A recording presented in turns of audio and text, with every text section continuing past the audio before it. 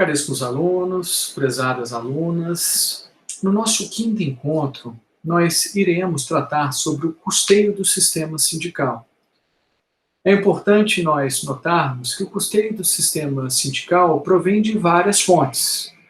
Contribuições pagas pelos membros da categoria e filiados aos sindicatos, como também outras receitas provindas de rendas produzidas por bens ou valores adquiridos pelo próprio sindicato, como, por exemplo, aluguéis, investimentos, doações e legados de terceiros, multas e outras rendas eventuais, inclusive de ações judiciais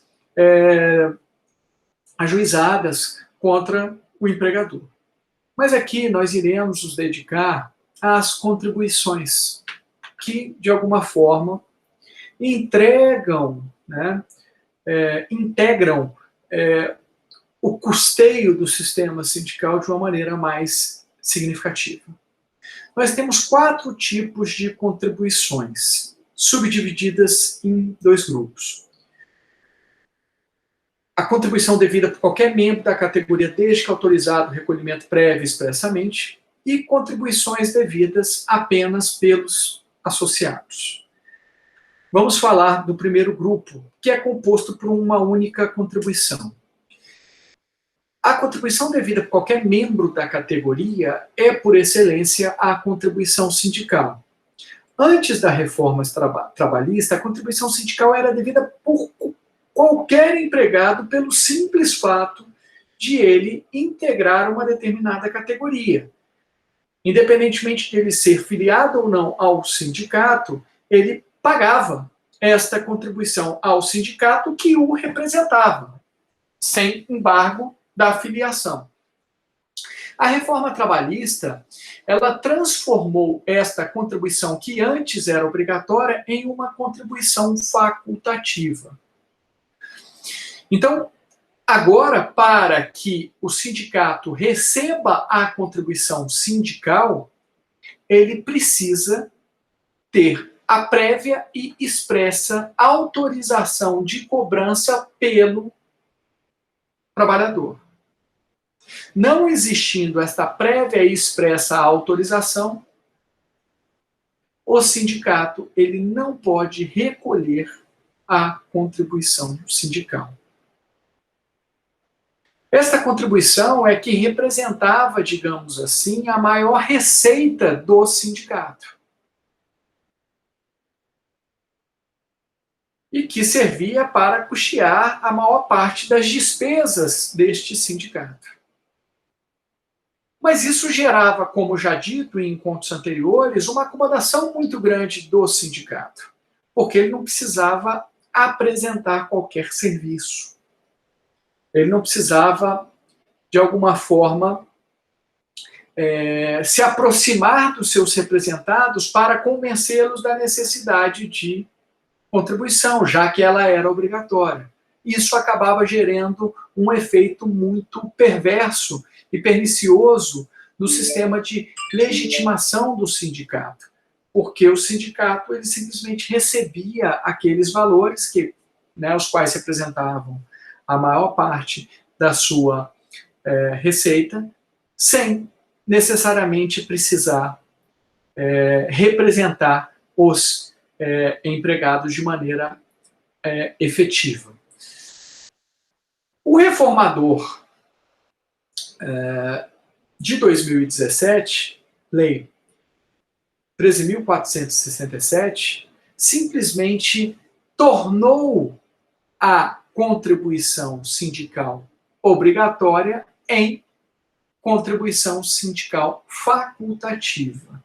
De modo que todos os trabalhadores e empregadores podem contribuir desde que autorizem expressa e previamente. A grande discussão hoje em dia é: essa autorização pode ser coletiva por meio de uma Assembleia Geral? Então, os trabalhadores reunidos em Assembleia Geral passam uma autorização coletiva para o recolhimento de todos os membros da categoria? alguns autores entendendo que sim, né? Inclusive, há uma orientação nesse sentido do próprio Ministério Público do Trabalho. Mas, sinceramente, me parece que uma autorização coletiva de recolhimento da contribuição sindical ofende a liberdade sindical, na medida em que nós sabemos, de antemão, que a ideia é que esta autorização seja, né, individual, especialmente porque nem todos os trabalhadores participam da Assembleia Geral em virtude desse regime de deslegitimação sindical que nós já retratamos algumas vezes. Mas isso está em aberto, né? Há bons argumentos para ambos os lados, a questão é definitivamente sensível. Pois bem, o importante é que o Supremo Tribunal Federal, né, no julgamento da ADI 5794 e ADC 55, entendeu por constitucionais as alterações feitas pela reforma trabalhista no que se refere à contribuição sindical, que passa a ser agora facultativa.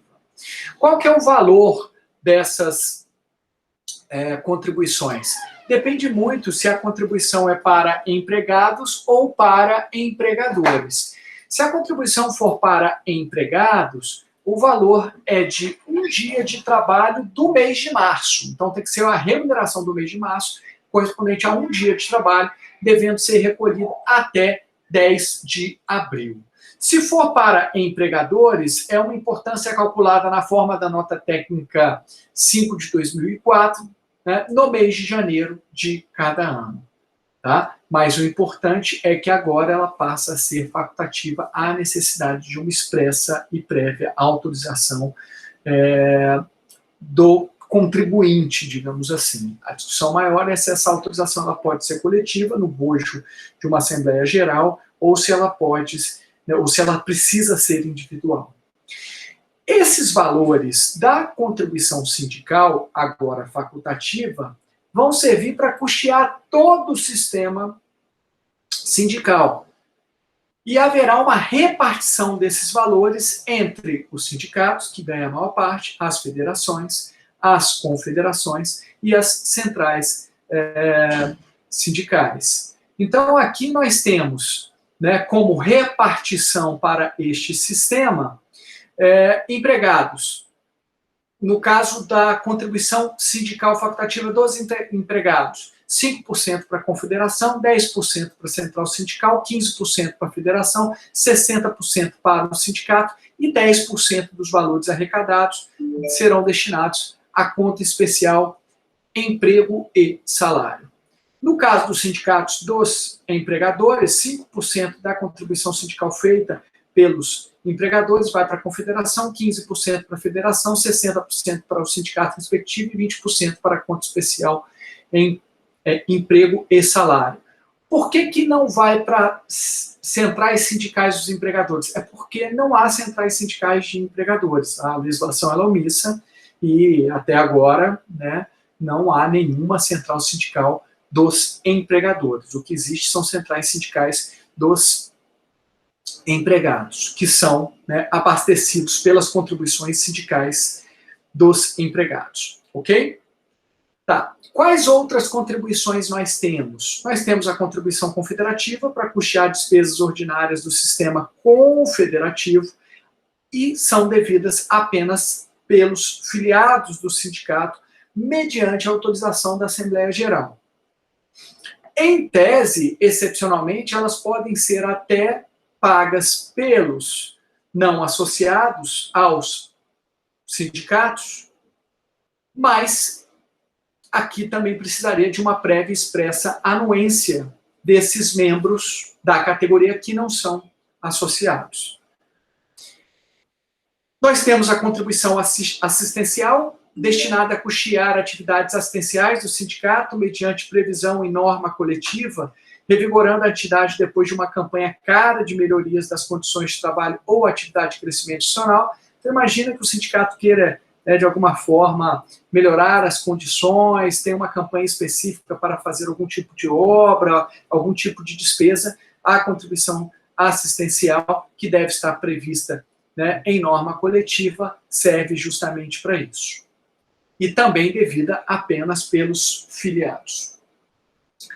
Nós temos ainda a mensalidade sindical, que é a contribuição associativa mensal, uma quantia paga pelos associados, mais uma vez apenas associados e não membros da categoria, para o custeio mensal de benesses associativas.